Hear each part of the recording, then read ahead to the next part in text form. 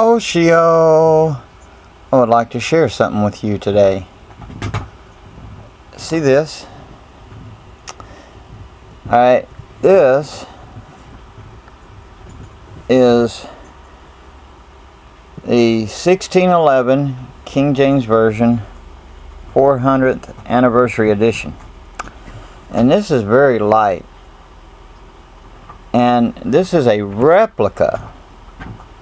I mean, this is a replica of the actual 1611 Bible. It tells you in the beginning of this, you know, about there's just a few things that they don't have in here, the original, but you know, that's more or less because, you know, this is downsized. Like the original was like 12 by 16, and you see how my hand span there, you know, see, and but it's real light. And this, believe it or not, my friends, was only $4.97 or something like that at Walmart, or Wally Worlds. And if you go to your store, you can get it. And it has the old writings, calligraphy writing and stuff, in the way that they actually spelled. This has the typos and everything in there.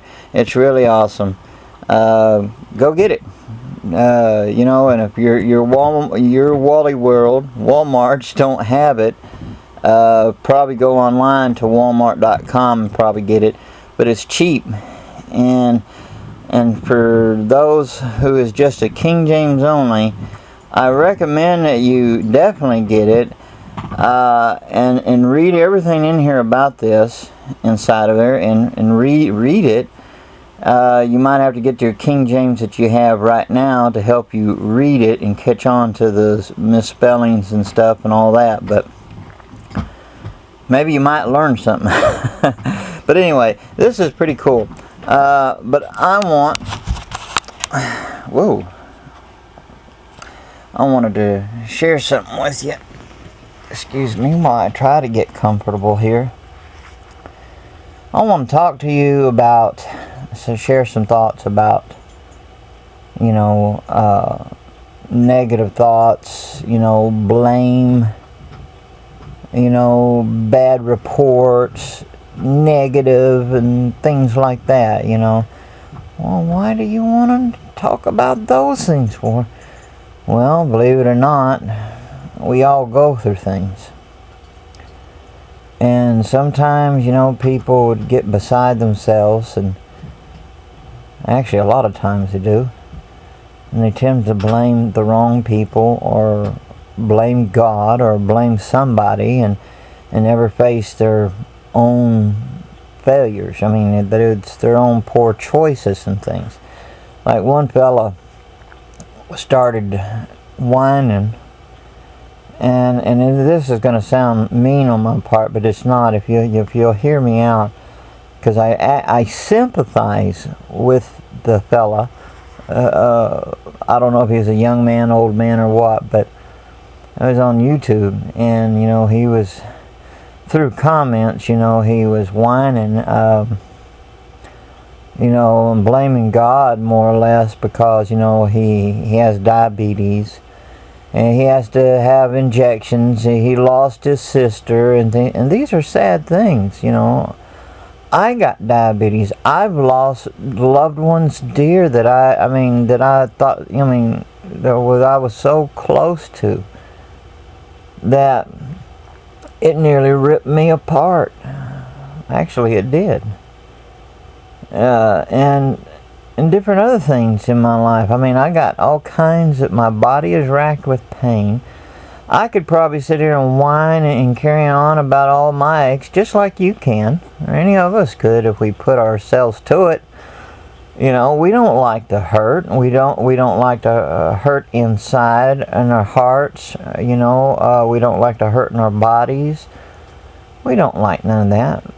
But are we going to blame somebody else for maybe our poor choices or whatever, what have you, etc., etc.?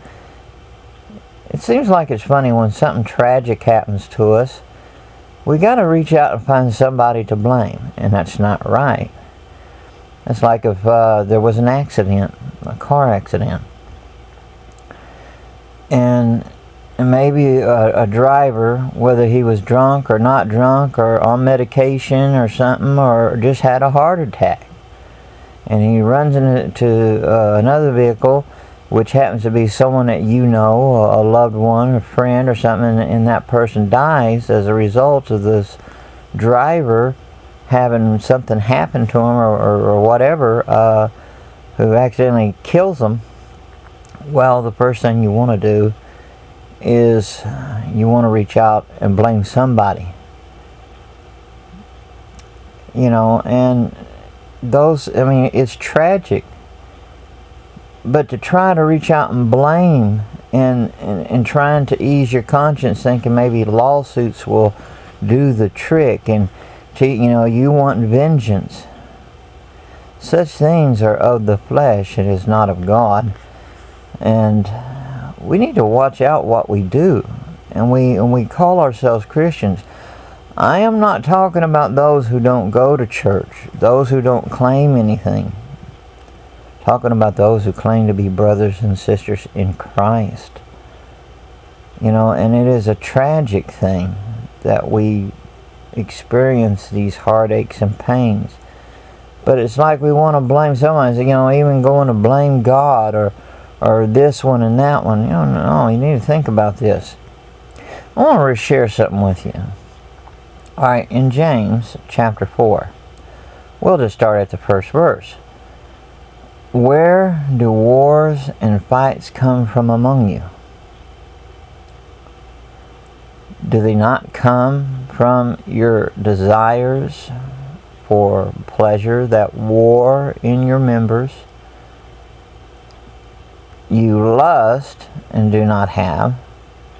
You murder, and mind you that murder here, when he speaks of murder, is not actually talking about just one type of murder, like when you go out and just take a gun or a knife and do somebody in or something, you know, not, you know, but there can be that, but, you know, murder is when you kill somebody in your heart, and you speak evil of them, and you have this seething in your heart, you desire to hurt them in some form way. That's murder. Alright. He says, you lust and do not have. You murder and covet, and you cannot obtain. You fight and war, yet you do not have, because you do not ask. And then people will just kind of stop there, you know, when they want to do their blaming or saying, well, I don't get this, I asked God for this and this and that, and I didn't get it. Well, let's go on. Let's not stop there. Let's go on. It says, you ask and do not receive, because you ask amiss. In other words, vainly. He says, you ask amiss that you may spend it on your pleasures. Adulterers and adulteresses, do you not know that the friendship with the world is enmity with God? Whoever therefore wants to be a friend of the world makes himself an enemy of God. Now, he says here, do they not come from your desires for pleasure that war in your members, that talk about your body, you know, our bodies, you know? See, a lot of people don't stop to consider that passage. Some of you, or a lot of you do, and there are some of you out there who don't. But I have over here. So I wanted to share that with you so you can think about it. And, whoops. Because see, desires come in our heart it's because of our own flesh, okay? You know, that nature of ours. There's things that's there line to come out. And some of us, a lot of us are, just tend to let it come out. It's there. And then when we're later, after we have done whatever deed that we've done that was wrong, or something of that nature, we tend to want to reach out and lash out and blame somebody. Look at Adam and Eve. That's a good example. Go read it. Read these things for yourself. You need to see and take a look at yourself like I have to look at myself. You got to take a look at yourself. The Bible also serves as a good mirror to look into our hearts, our lives, take a look into ourselves. And a lot of times we don't like doing that. We like to get a mirror and paint a perfect picture on it, of our own making and designs, and so we don't have to look at the ugliness that is in our hearts, that lies deep down inside this flesh. So a lot of people, like there was one person sit there, I remember many times, everything that would go wrong, I know what it is. I know what it is. It's the devil. A lot of people, don't understand. Yeah, the devil does things, but they don't want to confront the fact that, that they themselves do things and make decisions on their own, or face the fact that there is things in their hearts that they don't want to really confront and acknowledge. Okay. Now they want to hang on to everything negative, everything that's a bad report. They want to hang on to all this kind of stuff, just hang on to it, just like a tick on a dog. Alright, I want to share something else with you. Now I'm trying to give you little things just to think about here. Okay, now if you read in Numbers, let me get this here. Start at chapter 13, verse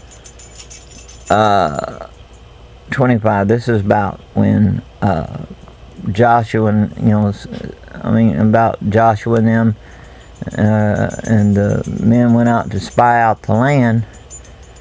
Alright, I'll kind of skip through here, but let's start at 25. And they returned from spying out the land after 40 days. Now they departed and came back to Moses and Aaron and all the congregations of the children of Israel in the wilderness of Paran at Kadesh. They brought back word to them and to all the congregation and showed them the fruit of the land. Then they told them and said, we went to the land where you sent us. It truly flows with milk and honey, and this is the fruit. Nevertheless, people who dwell in the land are strong, and the cities are fortified and very large. Moreover, we saw the descendants of Anak, there. The Amalekites dwell in the land of the south. The Hittites, Jebusites, and the Amorites dwell in the mountains, and it goes on.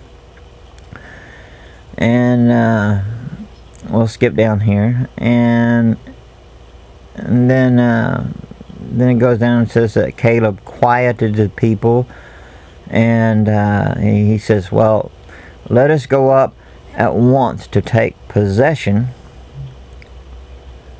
for we are able to overcome it. Isn't that a positive, a good, strong measure of what they need to do? But let's go on. It says, but the men who had gone up with him, you always have these in every crowd, it seems like. It says, we are not able to go up against the people, for they are stronger than we. And they gave the children of Israel a bad report of the land which they had spied out, saying, the land through which we have gone as spies is a land that devours its inhabitants. And all the people whom we saw in it are men of great stature.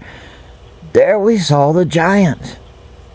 the descendants of Anak came from the giants. And we were like grasshoppers in our own sight. And so we were in their sight. And so all the congregation lifted up their voices and cried, and the people wept that night.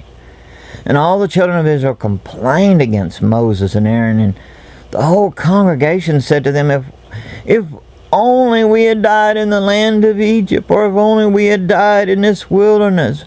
Why has the Lord brought us to this land to fall by the sword, and our wives and children should become victims? Would it not be better for us to return to Egypt? You know, and they wanted to select their own leader to lead them back to Egypt. And but as you read down in chapter 14, verse 6, Joshua the son of Nun and Caleb the son of Jephunneh, who were among those who had spied out the land, tore their clothes, and they spoke to all the congregation of the children of Israel, saying, the land we passed through to spy out is an exceedingly good land. If the Lord delights in us, hello, what was he said? If the Lord delights in us, read that again, verse 8, chapter 14. If the Lord delights in us, then he will bring us into this land and give it to us, a land which flows with milk and honey. Only do not rebel against the Lord, nor fear the people of the land, for they are our bread. Their protection has departed from them, and the Lord is with us. Do not fear them. So there we go. Is the Lord with you? Is he? Of course, if you love him and you have and you believe in him, and you know you've seen the great things he's done in your life and seen what he's done in others. I mean, should we sit around and listen to the whiners or become one ourselves and look at the bad reports and stuff, and just try to blame everyone? I mean, who are you going to blame? Are you going to follow around and listen to these false preachers or these neophytes on YouTube who don't even know what they're talking about and who tend to give more of a negative report?